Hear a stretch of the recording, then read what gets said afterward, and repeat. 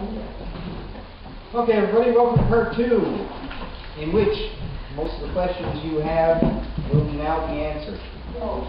Part of the reason I've been instructed to talk this way is that it's difficult really to address the reasons that you should self-publish if you don't understand the state of the industry as it is right now.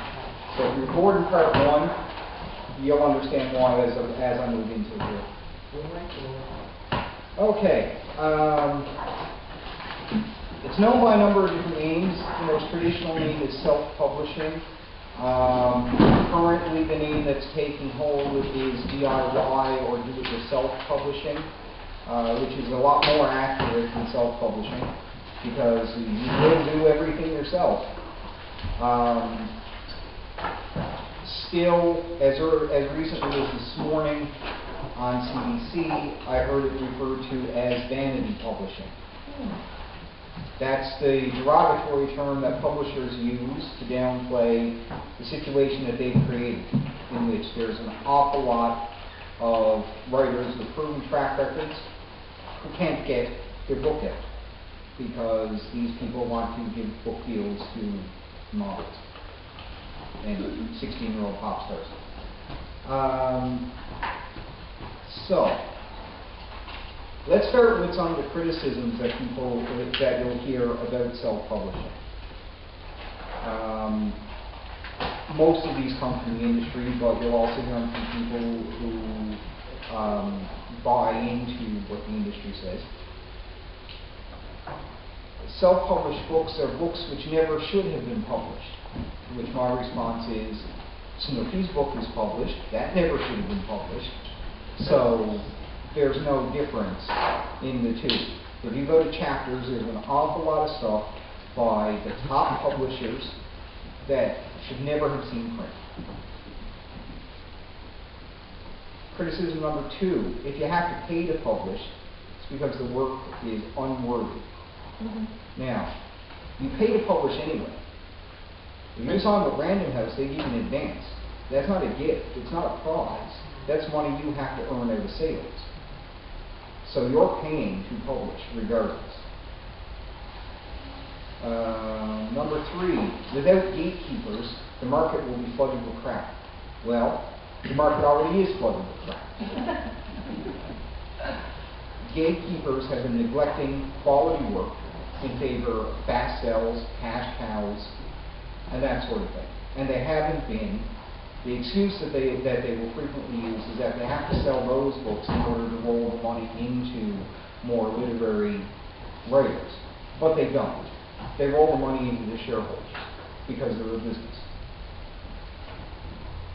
Okay, for print-on-demand books, here's one that you hear all the time. What you hear is print-on-demand books are badly manufactured. They fall apart. They're really poor quality, the paper's awful, the binding doesn't work, etc., etc. This is a print-on-demand book. After we're done here, you're more than welcome to come by and have a look at it. This is trade paperback, printed on cream. It has the same glue binding as every other trade paperback. And the reason for it is that the method used to produce this, the machine that produced this book, is the exact same machine that's being used to produce most other books. So there is no difference. Here's more of a intellectual criticism. Well, if everybody can publish, then there won't be anything out there worth reading.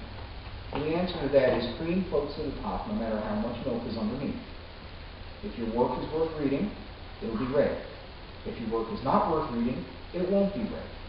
And that's the way it always works. That is what should be the background of the publishing industry, and isn't. But that is the way it works. If you put something out in ebook form, and it's trash, it won't get read. But when it does get read, you'll hear about it. Because if you spend any time on the internet, you know that people are not shy about giving you their opinion online. On the other hand, the converse is also true. If you put out quality work that's a good read that's interesting, even if it's something that has a very narrow audience appeal. Once somebody has read it and enjoyed it, they'll tell you that too, which is something that you rarely hear from through the traditional publishing model until you're the megastar. Stephen King gets fan mail. Joe King doesn't. That's the way it works.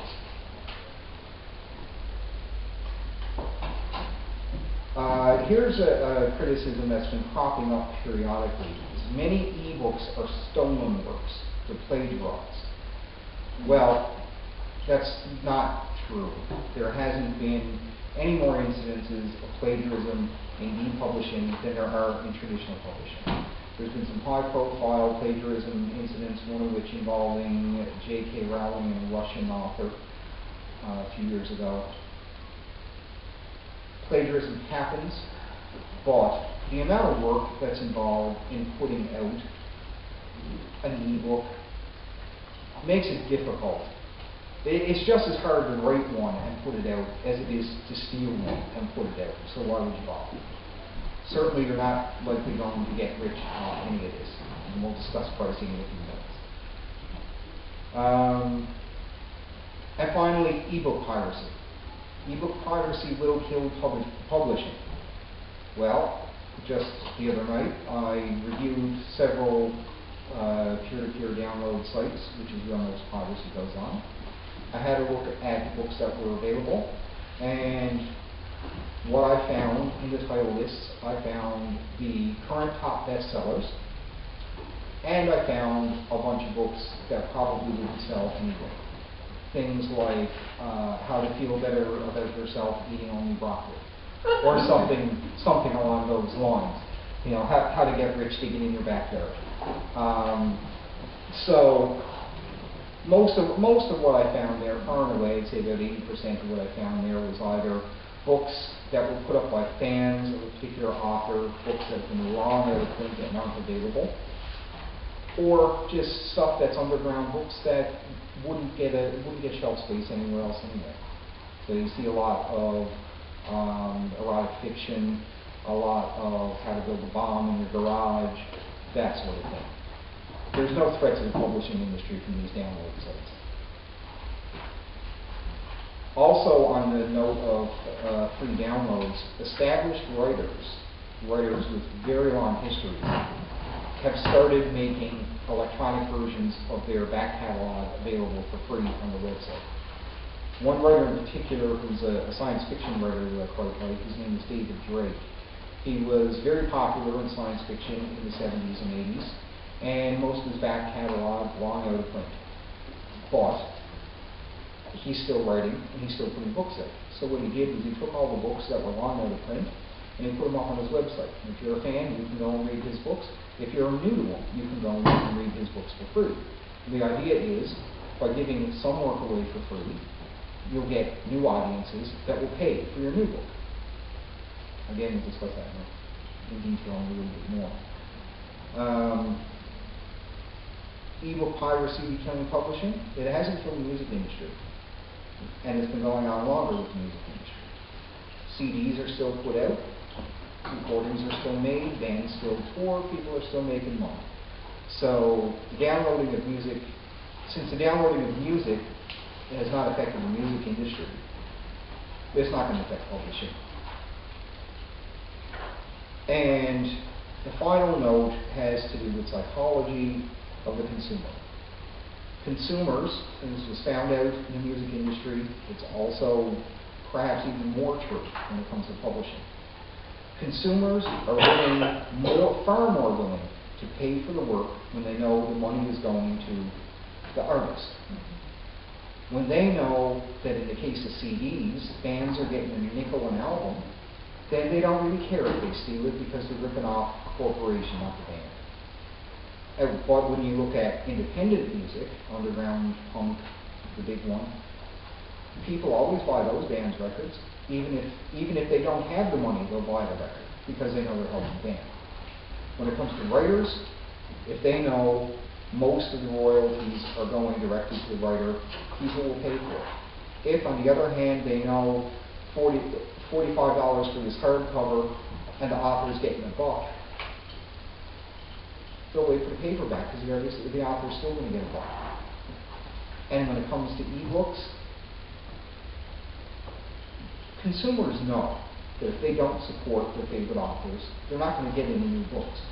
And it's always been that way. And every one of us has got authors that we wish were still writing because we've read everything and we want something new. So consumers are there to support the writers and will continue to do so. Will they support a mass publishing corporation? No, probably not. Now, one interesting final note on the criticisms of self-publishing. In my research, I came across the history of Penguin Books. When Penguin Books launched in 1936, the book industry was dominated by the hardback. Penguin introduced 6-pence, I believe they were originally, 6-pence softcover books. No cover art, very thin, minimal, stick it in your pocket and go on, originally sold through vending machines on train platforms. All the criticisms that are currently being leveled at self-publishing in the ebook market were leveled at Penguin Books in 1936. Penguin launched the paperback revolution that took over the 20th century. So, all of these criticisms, better to look back at what happened with paperbacks and realize that that's likely to be what's going to happen with ebooks and not the doom and gloom and death of literature. Now, in order to decide whether or not you should self-publish, you've got to ask yourself a question. The question is, what do you want to achieve as a writer? If you want to achieve money and fame, you're probably in the wrong industry. If you want an audience, that's achievable. If you just want one person to read something you've written, which is where most of us are most of the time, then DIY publishing is exactly where you should be. Because while I can't guarantee you profits, I can guarantee you if you put something out online for free, someone will read it eventually. For every one person that reads it, if it's well written and they like it, they'll probably bring in 10 or 12 more. And what you get is a pyramid progression that eventually leads you to having an audience. The self-publishing, DIY publishing, it's not something to dive into until you're sure what it is that you want. If you're looking to even make a living out of writing, then the bad news is you're probably not going to be able to do it no matter what model you follow. Margaret Atwood, in an address last year, noted that 75% of Canadian writers have straight jobs because they cannot pay the bills for writing. I think that's, her estimate is probably a little low. But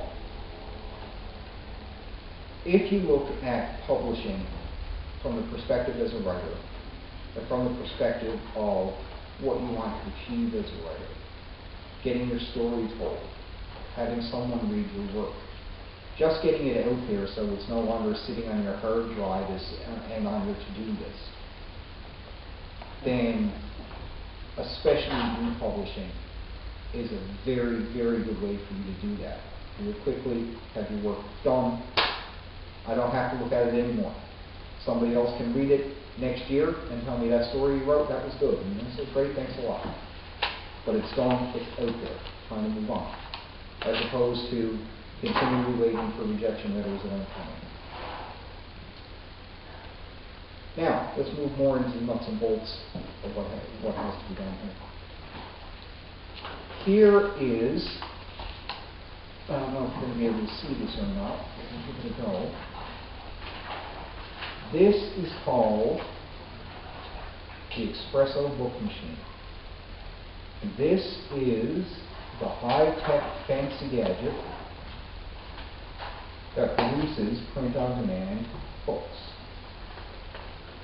You can't see it right now, feel free to come on and have a look after. It kind of looks like an old Xerox copier, one of those ones that that long, with a computer attached to one end of it. The computer feeds in the electronic file of the print of the book block and the artwork.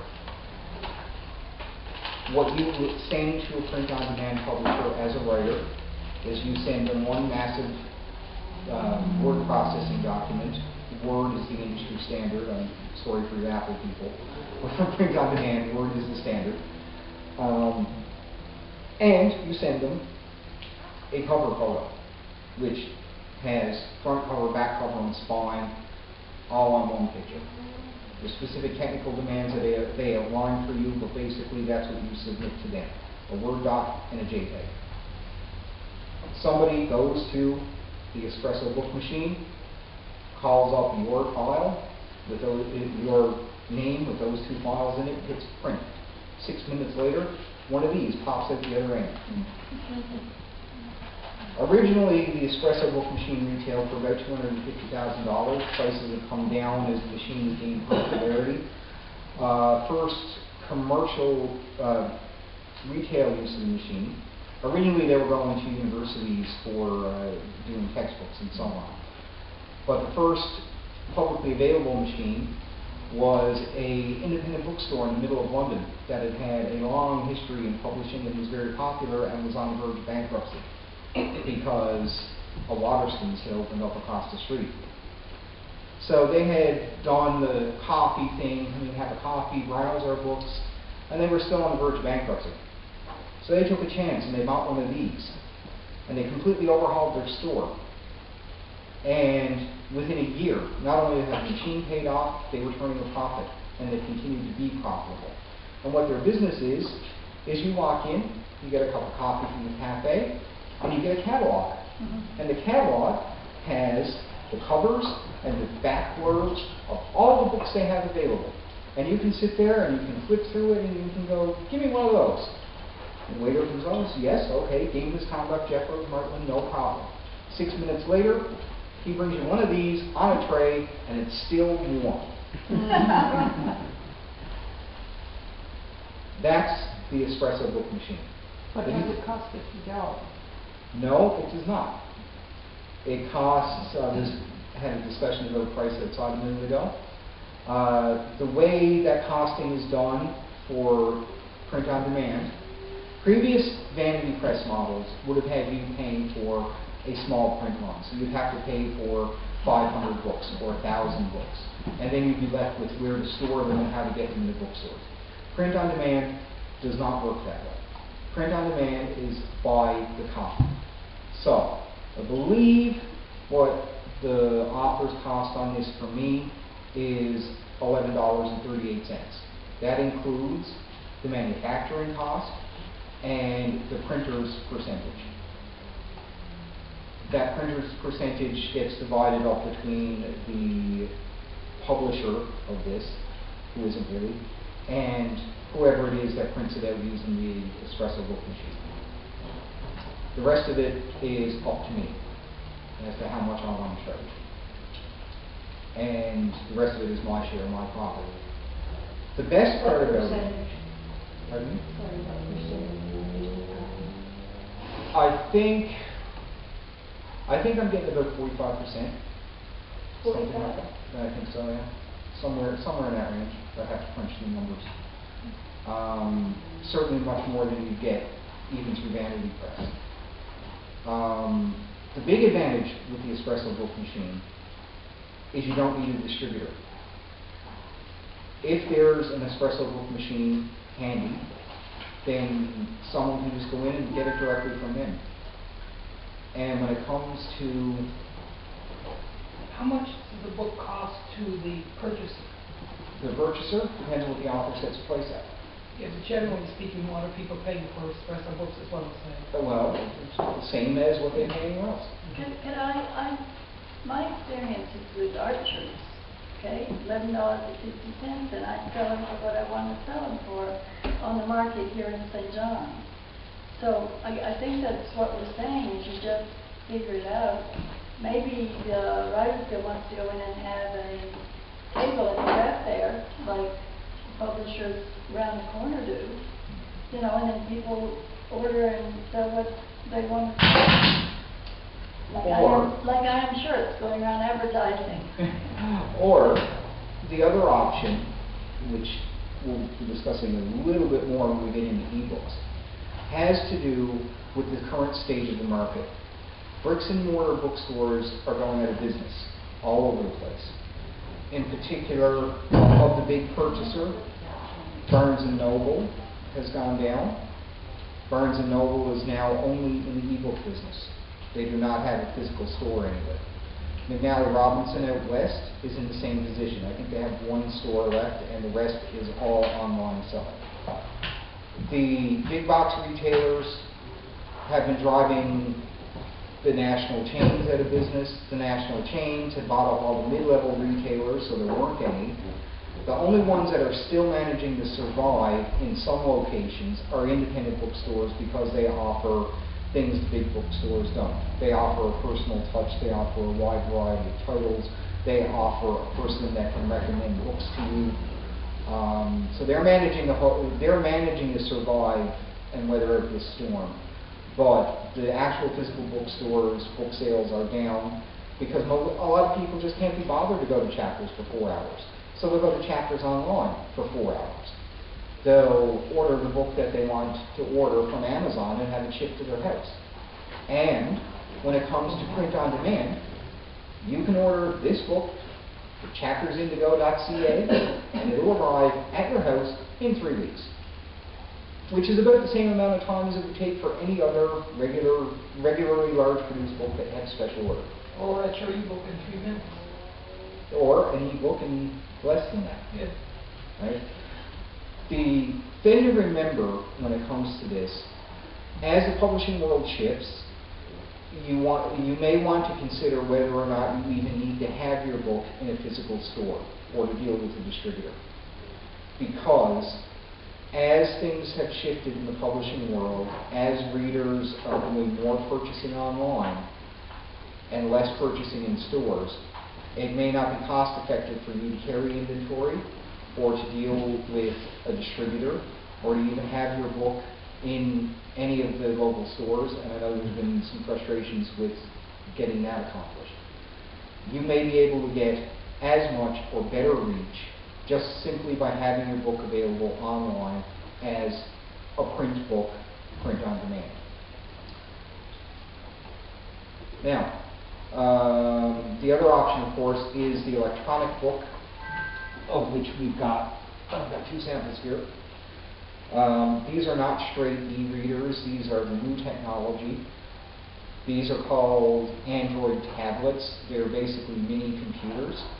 They are primarily sold as multimedia devices, so they'll do video, they'll do music, they do e-books, and they also have some internet, some Wi-Fi connectivity, so I can check my email.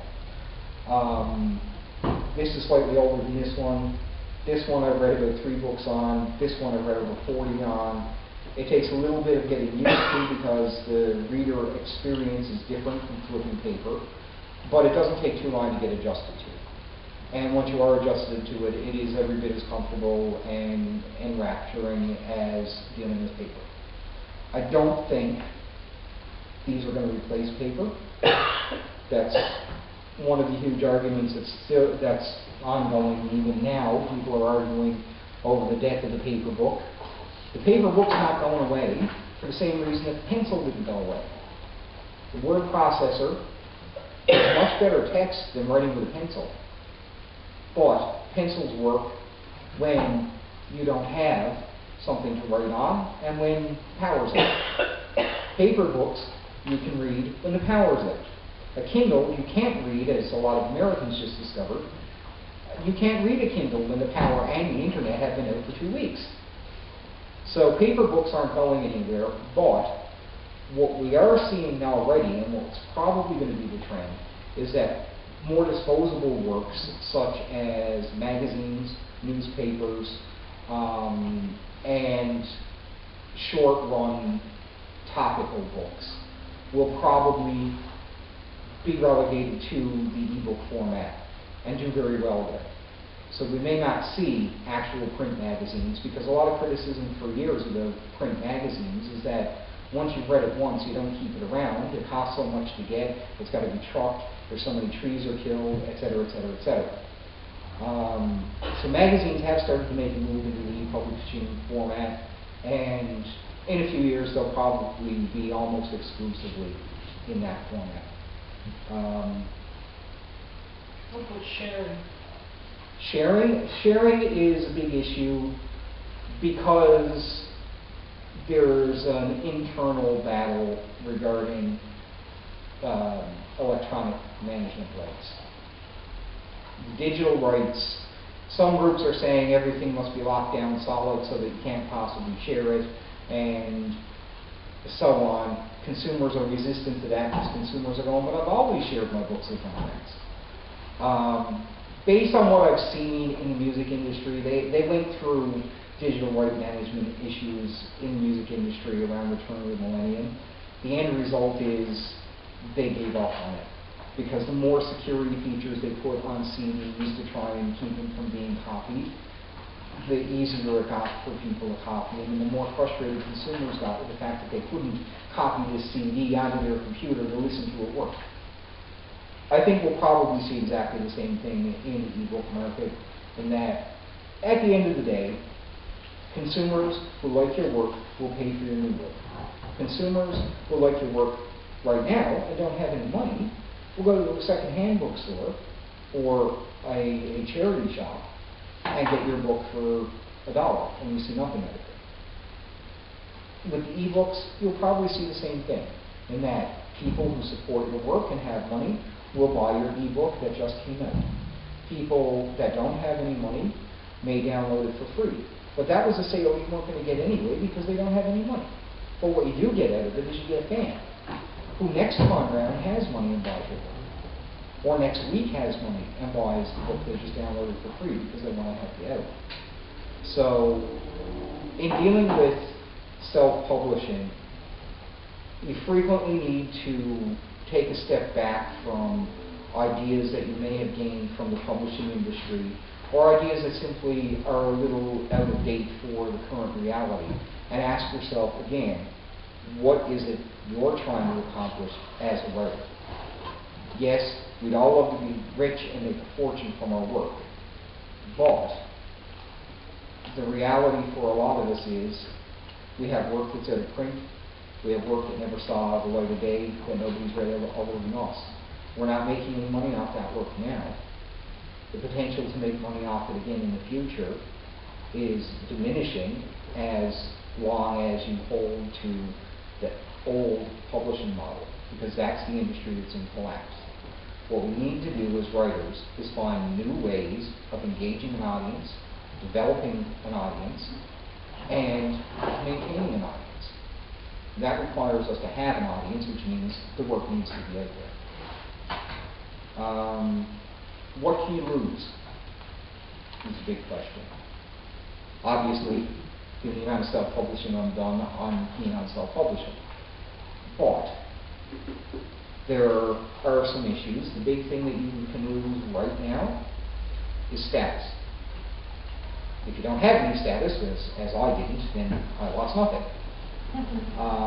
When it comes to somebody that perhaps has had books out in the past as an established writer, if you've been shopping a book around for a few years and not getting anywhere and you're frustrated, you put it out as a self-published book. The next time you approach a publisher, they may hold that against you, because publishers are extremely dismissive of self-published work right now. However, you can split hairs on the issue. Because a lot of publishing houses aren't doing ebooks, you can put your material out as ebooks, and that won't necessarily be held against you because no publisher would be doing that anyway. But if you put one of these out, guaranteed the next publisher meeting you're in, they're going to go, oh, look how far you've fallen.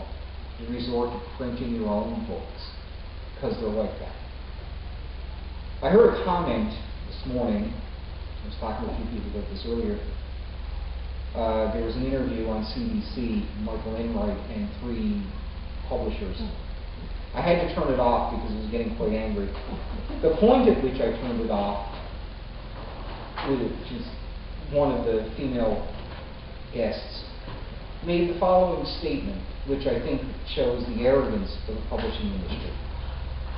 When asked whether or not people should self-publish, her response was, yes, absolutely, self-publish, by all means, everybody self-publish, because that empties our slush pile. So that is what we're dealing with in the publishing industry. My advice is that if you can't see anything to lose other than perhaps loss in status, I would suggest you get work out there, or at least get serious inspiration. If you can do it for minimal cost, and you can get it out there, then you've got the potential to develop an audience. And the audience is there. There's millions of people online right now looking for something to read. And you guys can give it to them. You've all got, I mean, there were none of us new writers here. We know how to put words together. So the gatekeeper thing has really been probably a bad idea to begin with. But at the end of the day, it's up to you what to do. In terms of what you can gain all the same things that you can with a traditional publisher.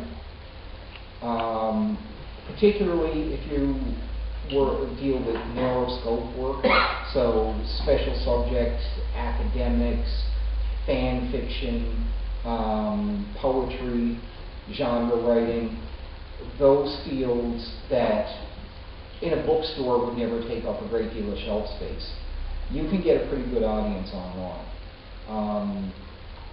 I've got a relative that's he's a train spotter in Britain. They track railroad trains everywhere. And he had asked me about self-publishing because he had acquired all these pictures and information on these various models of trains. And he was in a club with other train spotters. And he said it would be good if we could put out a book for other train spotters. Yes, you could do that. You won't get rich at it, but you might you'll make the money back on the book, and you might make enough money to pay for a barbecue later on. Print-on-demand books have another fabulous side potential. You can do one book, and that's all you wanted. If you wanted to take Nan's old photographs and put them all together in a coffee table book that you could sit on your coffee table and you'd be the only one who had a copy of it, you can do that. That's what print-on-demand does. On the other hand, if you decide after you've got it done that it's lovely and you want to sell it to all your relatives, you can send in the web link and they can all buy it and you might sell 40 copies. There's no minimums.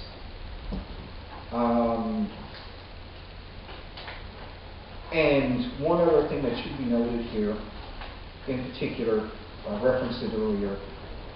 I know Raoul has a back catalog. I know some of the rest of you, according to your website, have previously published works that are out of print. If your work is out of print, you still own the rights to it, you can make it available again. Maybe it won't sell. Maybe it will. But for the amount of investment, which is minimal, you could have the book you wrote in the 70s could be available to people that read it in the 70s who lost their copy when their house broke. So a lot of established writers have been making their back catalog available both as e-books and as print-on-demand material. Now, I know a lot of you wonder what you need to learn to get into this. Not much, is the answer. The majority of print-on-demand, from here on, I'll use DIY publishing because both print-on-demand and e-publishing follow the same process. What you need is you need your book in an electronic format. It could be a short story. I think the minimum I think the lowest word count I've seen is 1,000 words. It might be 500 words, but I think it's 1,000. But whether it's a short story or a full-length book, what you need is you need the word processing document, and you need a cover. And the cover doesn't have to be fancy. It just needs to be an electronic picture that has your name and title on it. That's uploaded to one of the various publisher sites. They convert it into the format that their device uses, and you pick the price that you want to sell it for. You can give it away for free. When it comes to e-publishing, almost all of the money goes to you. So you can give it away for free, you can charge $1 million for it.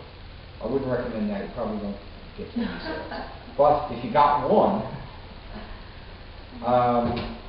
now the different devices, as you know, there's the Kindle, there's the iPad, there's these tablets, people read them on their smartphones, and one of the problems that you have with e-publishing is that Kindle uses a particular proprietary format. So if you buy a Kindle version of something, you can't read it on your Nook, which uses the Barnes & Noble format. There is an international standard called ePub, which is supposed to be able to be read by any device, but whether or not it is varies. One of the frustrations that you'd encounter if you were to just dive into this headlong is that if you put an ebook up on Amazon through Kindle, then you have to turn around and go through exactly the same steps again to put it on iTunes for the Apple format, and yet again on the Sony store for the Sony format, and yet again for Barnes & Noble, and so on. Right now on the handout, I think there's the six top publishers, and they all have different formats. But there is an alternative. Yes? What about photographs? Does that make it all more expensive? I guess it does. What about Photographs. photographs? Doesn't, well, I'd have to check into it. If it's a photography book, for print on demand, it will be more expensive because you'll be dealing with larger book size and different quality paper. For electronic books, I'm not sure. That's okay, I can find out from you. Yeah, but there is plenty of help available from the links on this handout, which was also emailed to you. The publisher that I use is the one in this big paragraph down here, Smashwords. The advantage of Smashwords is that Smashwords feeds all the other sites. So you upload your Word doc and your JPEG to Smashwords, and Smashwords has a conversion tool that converts your book into the formats for all of the other stores, and then sends your book out to all of the other stores. So you don't have to deal with Kindle and Sony and Apple. Smashwords does it for you. Something that's not in there is that you now need an ISBN for a lot of the publications, especially for Apple. You won't get on Apple if your work doesn't have one. But via Smashwords, you can get an ISBN for free. Now, there's, what else do I got in there? The other thing is that there's tablet computers use EPUB format and will also read PDFs, which is the Adobe format. Smartphones will read a variety of different texts. The big considerations for you as a writer, if you're going to put out an ebook, is that you need to think about things very carefully about things like font size, font variety, because there are strict limits in the electronic world. One of the reasons why I haven't done a lot of work with game misconduct as an ebook is that I use 4 different fonts in here, which looks great on paper, but won't work as an ebook. So in order to do it as an ebook, I have to trim the number of fonts down to 1, and that causes too many formatting issues for me on this publication. So that's something to keep in mind. If you're a writer of, I forget the term now, but the stylized visual poetry, shape poems, Mhm. You may have some issues with formatting as well because of the size. In order to maintain the shape across all devices, might look fine on your computer or one of these, but you put it on a smartphone and everything's wrong. I wouldn't know how to tell you how to address that, but I'm sure there's online help, because there's online help for everything, and all of the publishers, in particular Smashwords, they have style guides that walk you right through it. Smashwords in particular has a wonderful style guide that I'm still using after 6 or 7 publications with them, and it walks you step by step how to take your Word doc and turn it into what they want. And it takes, I think the last short story I did was about 2,500 words, and it took about 2 hours to format. And most of that was reading the style guide, not actually doing the work. So if you've got a short story at home, you could have it up on Smashwords within 3 hours to do, I guess. And you can charge whatever you want for it. When it comes to print on demand, I've got 3 companies listed here. The top two are the 2 I use. They're Lulu.com and Readspace.com, which is owned by Amazon. Both of them use the pricing format where they recover their cost off each edition sold. Author Solutions sells packages. They're a little similar to Vanity Presses in that you have to give them a bunch of fees up front. I think the lowest I saw was about $800. But usually included in the package is editing, sometimes cover design, promotional packages, and so on. So it depends on how much money you have available, how much work you'd like to shift off to other people, that sort of thing. In terms of distribution, my novel, there was different distribution issues between the 2 publishers, which is why I went with both. They've since been eliminated, so I won't go into it. But this book, now, if I made it available tonight as print on demand, by next month, you could buy it anywhere in the world. I'm currently listed on websites. No effort from me. I just sat back. All this happened on its own. You can currently buy it via websites in Finland, Poland, India, Central Africa, South Africa, Australia, New Zealand, South America. All there. Same thing as if you were ordering it from Chapters here. Based on translation. It's not translated. It's just available. When it comes to ebooks, same deal. You put it out there, you'll end up, especially if you go with Smashwords, Smashwords will feed it to not only iTunes and Kindle and so on, but they'll also feed it to about 200 other sites. So you'll suddenly discover that your short story that you put up for free is everywhere. A word about pricing, because that's what we all are interested in. There are pricing guides available at all these publishers that will tell you how to work out how much the publisher gets and how much you get and different advice on things. What I will tell you for ePublishing, there's a lot of recommendations out there that say don't make your work available for free. I saw it recently in the Wano magazine. Don't give your work away for free. I can tell you what my personal experience is as an ebook publisher. My script for Call Center the Musical, which is available for free, has been read 700 times. My short story, which has been published for about the same amount of time, which costs 99 cents, has been read 20 times. That's the reality.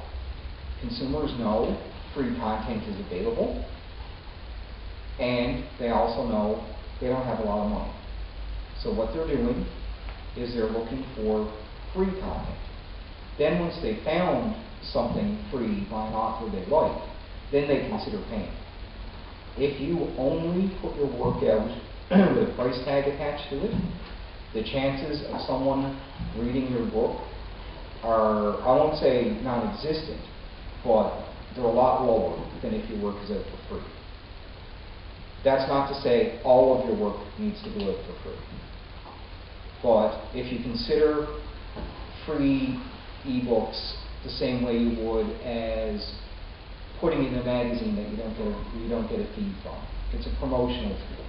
It's a way of helping readers find you and what you're about. If you look at it that way, you're not losing anything. And if you're looking at it from the point of view of this is a story that's been sitting on my hard drive for 5 years that never went anywhere anyway, then you can put it out there for free and gain readers. Doesn't mean that you'll gain sales, but at least it means you have the potential to create an audience. In terms of what you can gain, there's nothing that you can't gain through the DIY process that you wouldn't get through traditional publishing. What you have to learn: word processing, editing, layout and design if you're going to do print on demand. But again, there's help from the publishers. They give you lots of step-by-step instructions, lots of guides on how to fix things, and they usually have 24-hour-a-day chat support to answer your questions for free. The big thing, which is the big thing that you'd have to learn regardless of which model you go with, DIY or traditional, the big thing that you're going to have to learn is promotion. You have to find, the audience is there waiting for you, they just don't know that they're waiting for you. You have to tell them that they're waiting for. The way to do that is social media, Facebook, Twitter, blogs, web rings. These people are online. That's the nature of publishing now. They even made Margaret Atwood join Twitter and start a blog. So that's where everybody is.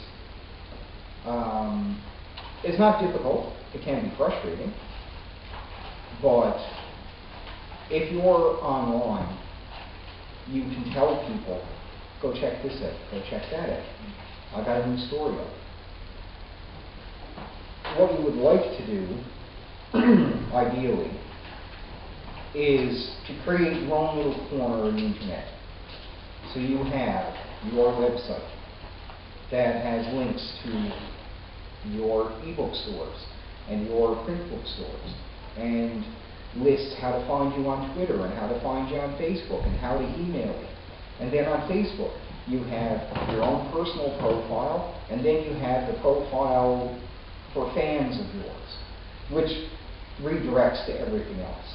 And then on Twitter, you periodically say, hey, check out my new book at, and send them over there. The more you do that, the bigger a web presence you get. And with the ebooks going out to 100 of web retailers, everybody can type in your name in Google and go, wow, 150,000 links from this person's name. And they're all that person. Again, not hard to learn. Most of you already have the skills. If you've managed to make the conversion to the electronic world for word processing, if you're using email, if you're already on Facebook, the rest of it is pretty easy. What if you hate Facebook? If you hate Facebook, then what you do is you spend one day setting up a group on Facebook and putting in all the links to where you actually are.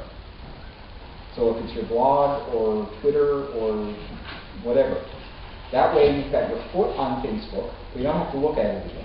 Anybody that finds you on Facebook is going to go find you somewhere else. And that leads me to the final note before we get into questions. There is a potential here for the giver.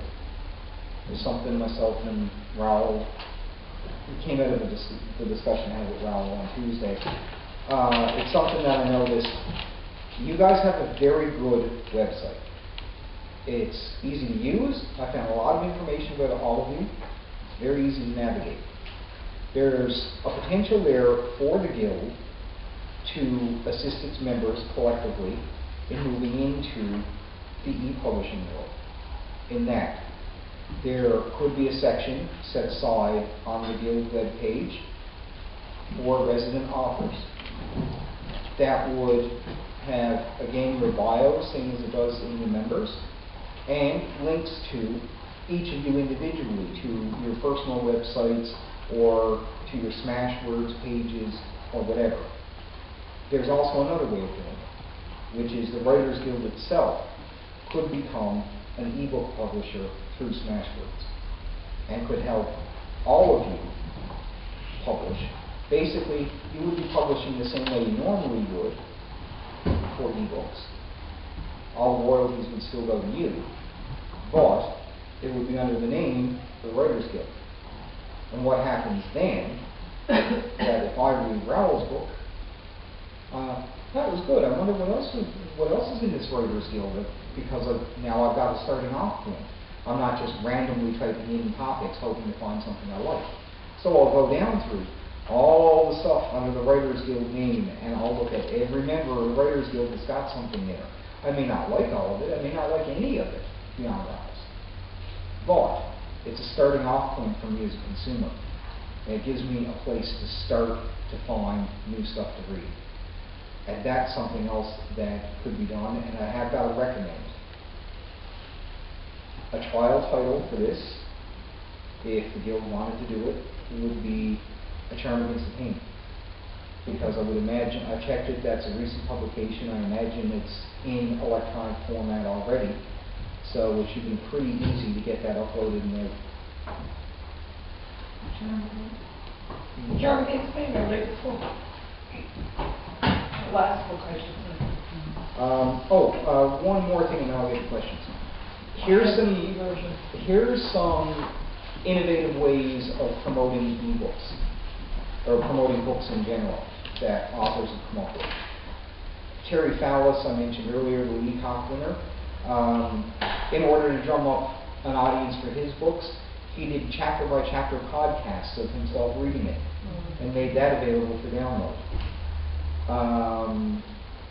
There's an Australian fiction writer named Max Berry who wrote a book called Jennifer Government quite a few years ago, and he created an internet game based on that book, and it's still going after 10 years, and he's still getting book sales from it.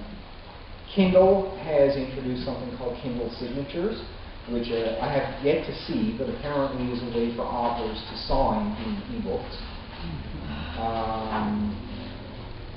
Beverly Ackerman, who's a writer in Montreal, has been doing online giveaways.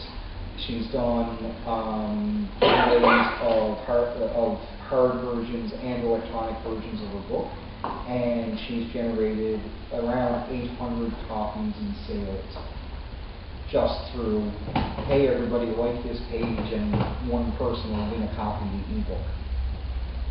Something else that's become very popular is author chats with audiences. So you do them as real-time chats in Twitter or Google Plus or internet chat rooms or something like that. Or you can do them web-based with a camera with people taking questions that you answer as they scroll up your screen. The big thing is to build the connection with the audience. The readers are out there desperate for stuff to read. We're all here desperate for people to read our stuff. So that's a match made in heaven right there. Why we need to worry about this publishing industry at this point escapes me, because they don't really seem to be offering us anything that we can't get on our own. Are there any, just for fun, and I'm pretty sure the answer will be no, but are there any espresso book machines in this province? Not in Newfoundland. The closest one, it's a toss-up. There's one at UPEI in Charlottetown, and there's one at Dow in Halifax. Okay. No, sorry, not Dow, UNB in Fredericton. How much are they now? You said the price has gone down. The price has gone down. I saw a price as low as 90,000. As they make, was that PEI slide? As they gain in popularity and they make more and the price drops, universities are eating them up, because universities were already running into problems with, every university has to publish a number of its own textbooks every year, and most of them are using outdated printing presses. And we're starting to come into the market of having to get new modern printing equipment.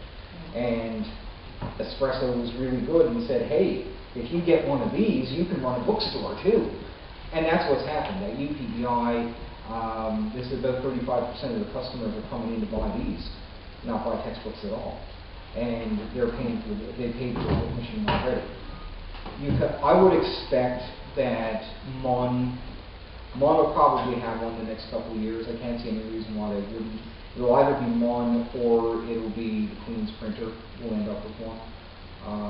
Whoever gets one will inevitably be selling print on demand, because that goes hand in hand with it. With the EBM, it gets network linked into all the print on demand library.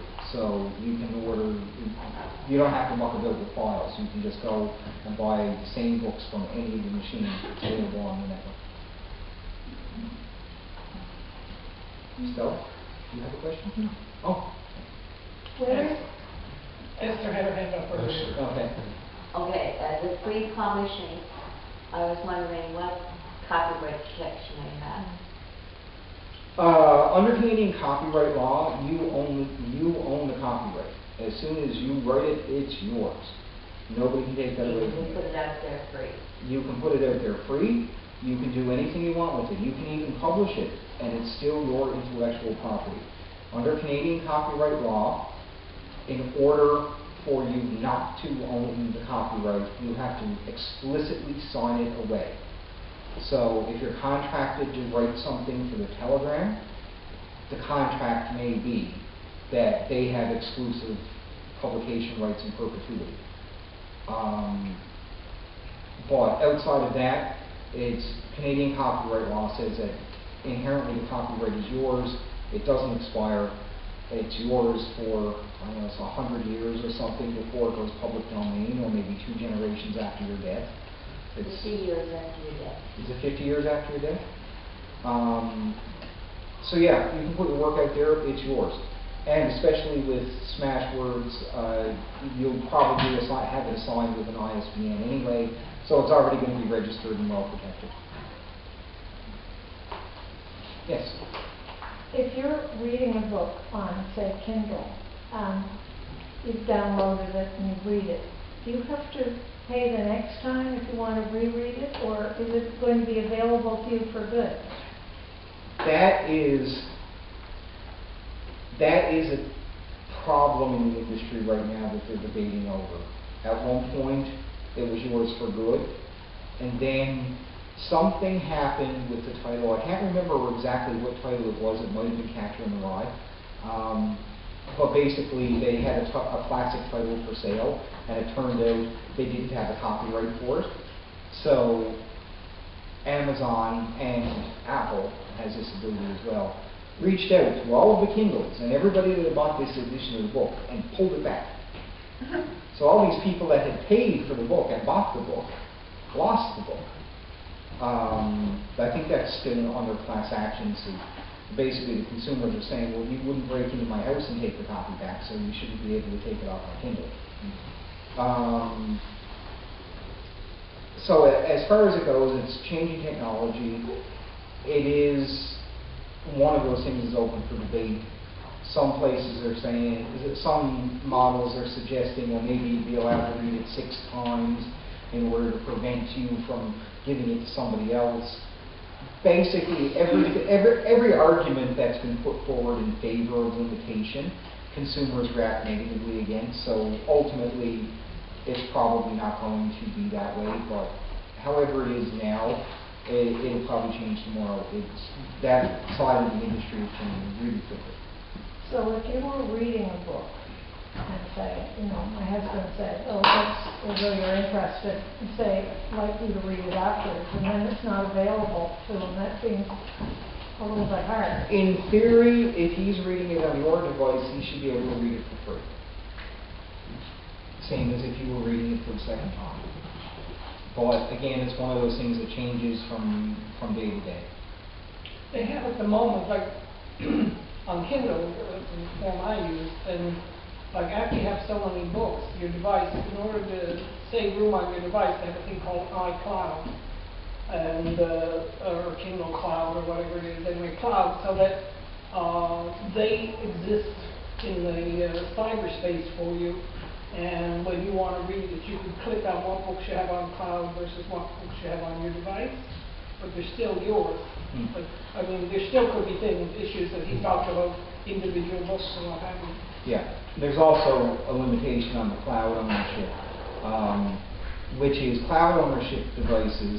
Because I'm not sure if it's an early Kindle or if it's still common with one of the other readers, but there's one particular reader that at least used to be all the books stayed on the publisher's site, the retailer's site. So if you wanted to read Game Misconduct, you said open Game Misconduct, and the book, your reader downloaded the book right then.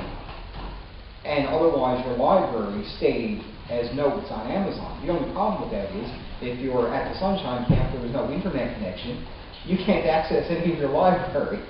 So I don't know if that's still a problem with some of the readers, but that was a problem at one point.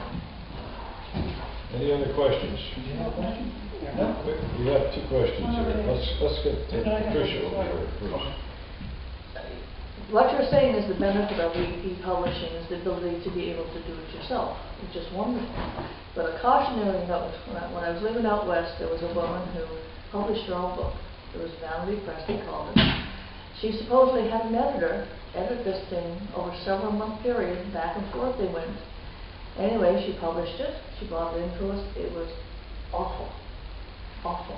And her name was on that book out in cyberspace forever. So it's a great way to go, but before you download, you want to make sure that you're going to be happy that you did that 10 years from now. And that is true. Yeah. Also, on a side note to Vanity Presses, you'll see that I have listed under contract companies here. You can read it later. Some of them are using the former Vanity Press scams. So you want to do your research. If you're going to have to pay more than $50 for anything, check them out. Do some research. There's plenty of authors' websites that will tell you who's running scams, but the most common Vanity Press scam is the constant revision. You pay an editor $300 to look through the book. They send it back, and they say, all right, I looked through it. You need to make all these changes, and then send it back to me. And we send it back to them, and they look over and say, oh, it needs to be revised again. Give me another $300. And it keeps going, and you never get the press. $10,000. Yes, that's a Vanity And then Press she was given model. 500 books, and we bought them because we were part of her writers group. But oh my God, was it bad! Right. And not just the story was okay, but the amount of errors in there. Oh my God. We have a local semi-Vanity Press that has that problem now. But anyway, I was going to ask about lawyering material. About what? Lawyering material, like sometimes there's, you can be sued for libel. Okay. Those issues. Well, the issues that apply to electronic publication, the laws that apply to electronic publication are the same laws that apply to publishing. If you put it in print, you're subject to all the same laws. And it doesn't matter if you print it in a telegram, if you put it in an e-book, or if you type it as your Facebook status, which is where the law has gone in Canada recently. If you make threats on your Facebook status against an individual, if you can be charged with uttering threats. If you make defamatory comments, you're subject to libel law. Canadian law is both loose and consistent. So if they've decided that something in print applies, then it doesn't, as far as they're concerned, it doesn't matter whether you scroll it on the side of your house with a paint can or put it in National Post. You're still covered by the same laws. If you have any questions about that, I'm not a lawyer. If you're wondering about it, there are a number of different law websites online that offer free advice and general overview for stuff like that. If you're particularly concerned about it, most of the law firms in town will do a free consultation. So if you only had a couple of sentences or statements, they probably look at it and tell you you can't say that. If it's a whole book, then you may need a contract. Actually pay a lawyer to read it and tell you whether or not it's okay. But the law does apply. There's no avoiding anything in this. So not only do you not avoid the law, you don't avoid revenue in Canada either. Or for that matter, the IRS. If you get paid through a U.S. publisher, you are entitled to get a U.S. tax ID number. Print-on-demand publishers I use are based in the United States. You fill out a form, you send it to Texas, they send you a big fancy green form, a green document that's got your tax ID number on it. Then you have to fill out another form to claim your rights under NAFTA. Under NAFTA, you are entitled to a lower tax rate. So you fill out this other form, you have to fill out this new form for every publisher you have. You have to submit another form. And basically it just says, yeah, I'm a Canadian, but I've got a U.S. tax ID, but because I'm Canadian, you don't get to charge me 30% tax, instead you get to charge me 6% tax, or whatever it works out to this month. So that is something that you do need to be aware of. All the Revenue Canada regulations for declared income apply. So if you suddenly have a massively successful book that brings you up over the $30,000 mark, you'll have to pay income tax on it. But I believe that you have to earn over $30,000 before you're subject to income tax. Certainly you need to earn more than $100 before you have to start claiming it. Okay, any other questions? One? Yes. Pardon? Yeah, go ahead. Oh, I thought originally you said that it should be produced in Word. Yes. But then now you're talking about this other word, Smashwords. Smashwords is a website. It's a publisher. It's a website. Yeah, it's a publisher. Not a word. No, it's not a program. It's a publisher. You submit your document in Word to Smashwords. Yeah, but you said you Correct. had to spend up to 2 hours converting it. Yes. You do the convert. You work on a Word document on your computer. When you're finished with it, you upload it through the internet to Smashwords publisher, and then they do other things with it. What about the fonts? They give you recommendations. Their style guide's very straightforward. They recommend one of, I think it's about 6 fonts. Pretty basic. They've got a serif, a sans serif, Arial, Garamond, forget what else is there. Times New Roman. But the font limitation is not the publisher, it's the device. Is it size or character? Size, readability, and just simply may not be available. This one's only got 6 fonts on it. Oh, 6. Yeah. So any ebook I put on it is going to convert it into one of those 6 fonts. If I try to put an Arabic book on here, I'm not going to be able to read it. Right? Oh, what about Latin? Yeah. Same thing? Depends. But the style guide's there to walk you through it. There's plenty of help to go. Just one little piece of information, just a small thing. Margaret Atwood's first book of poetry was self-published. So it goes back a long way. It goes back a long ways, and there's a long history of self-publishing in Newfoundland. I know the wealthy barber was self-published. I was amazed. I think Charles Dickens was also self-published. Yes. And I forget the name of the book, but Shelley's last book, which was hypercritical of various politicians, was published, Percy Shelley, Okay. was published anonymously and given away for free. Yeah. So there's a long history of that as well. It was also stolen a lot and plagiarized, but you know, ultimately, we're in a situation where we don't need, because of technology and a variety of other factors, we no longer need the publishing industry because we don't need books trucked back and forth. And because the publishing industry has been so keen on not playing ball with writers, now we've realized that we can go play a different game without them. The best time. Sorry. I was saying it was the best time for writers, I think, is right now. I would say the best time is probably going to be about 5 years from now. Well, yes.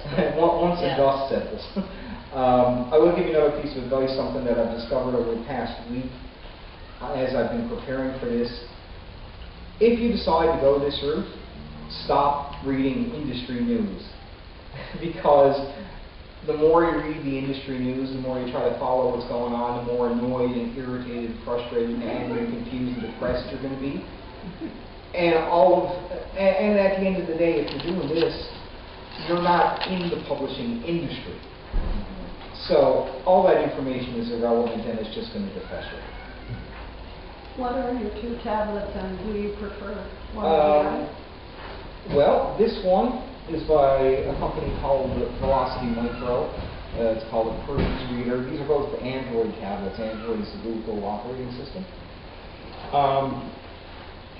This one is extremely rugged. It's got a resistive screen, which means you actually have to use a lot of force on the screen to flip pages and stuff like that, but it also means that it's less likely to get damaged.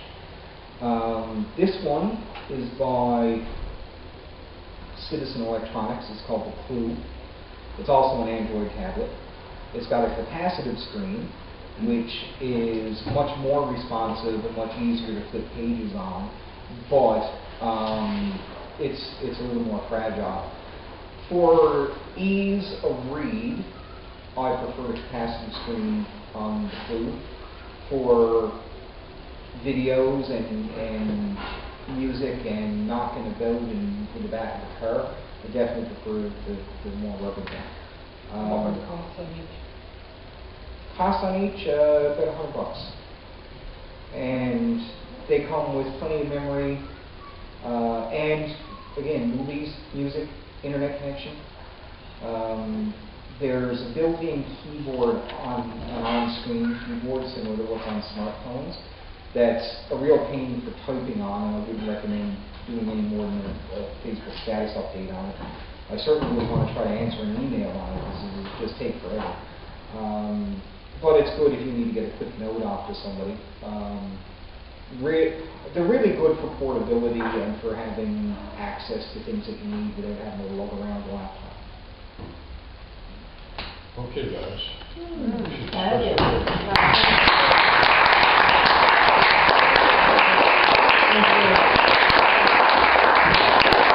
I guess I didn't bore anybody.